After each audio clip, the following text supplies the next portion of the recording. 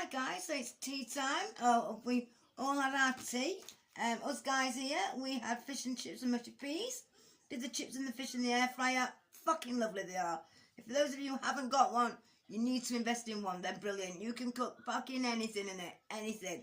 So today, we'll kick straight in the video.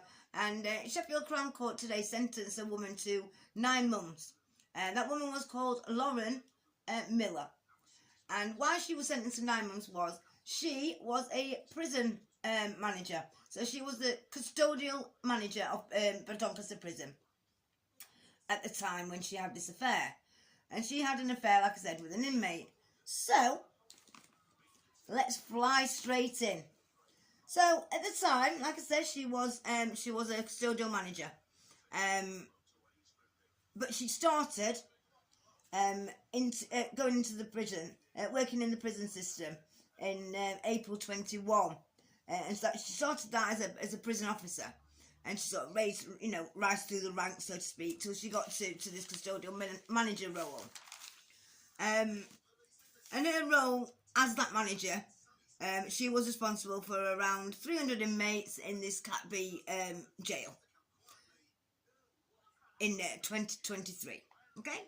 And she decided that she was going to start a fucking relationship with an inmate. Because let's be honest, it can't go, it weren't ever going to go wrong, was it?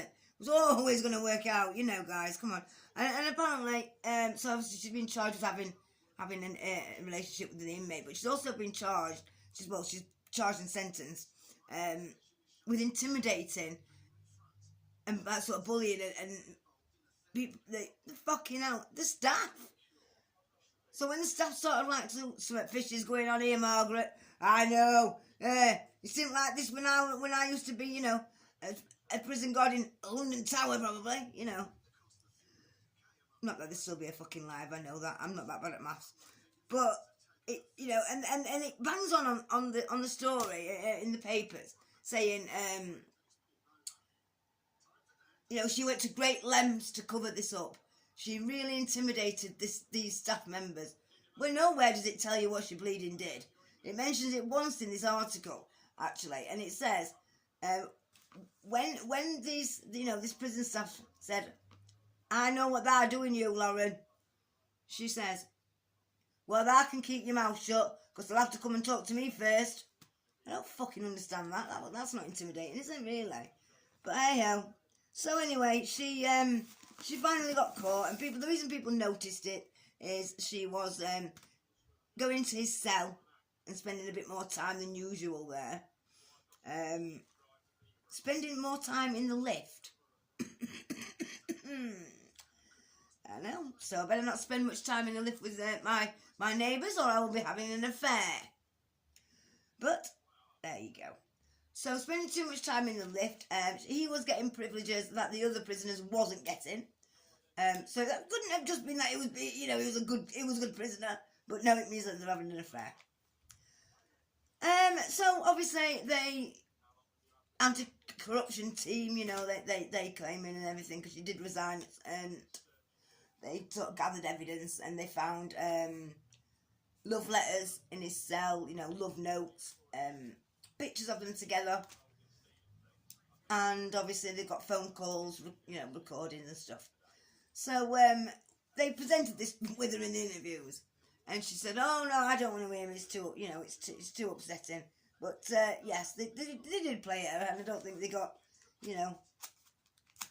a brilliant reaction. I think she would have been, so traumatised. I mean, we don't know if she was traumatised because she got found out, or whether she was traumatised because, she wasn't going to see this lovely potential boyfriend again. I mean, it was like plenty of fish, weren't it? But for Donny prisoners. So, the judge says, you've sort of, you're wrong, you've let everybody down, you've let yourself down, all that fucking bollocks. What did the anti-corruption team said? Oh, them anti-corruption fucking teams. He said, we will not allow this. We will not stand for things like this. We will search them out, pull them out, and they will pay. That sort of fucking crap. So, what do we think? What do we think? Someone who was speaking for the Doncaster prison said, you know, the majority of our officers are good officers, and they do their jobs to the best of their ability, all above the law. Well, fucking hell. When I was researching this, you should see how many people, prison officers, have brought stuff in, had affairs. You know, I could make a whole series on it. In fact, we will chuck them in at some point. It'd be a good one, wouldn't it? So, what do we think? Should she go to prison? Well, she's gone to prison, but, you know, how's she going to handle it? Effectively, she only managed it, didn't she? You know, she wasn't sort of like, I don't know. I think in a women's prison it's different anyway. I don't think she'll have much drama, to be honest. But yes, guys, what do you think? Do you think it's like, you know, she obviously had to lose her job, didn't she? Because she has breached, you know, quite a big thing, hasn't she? But prison, do you think that's a bit harsh? I'm thinking it is.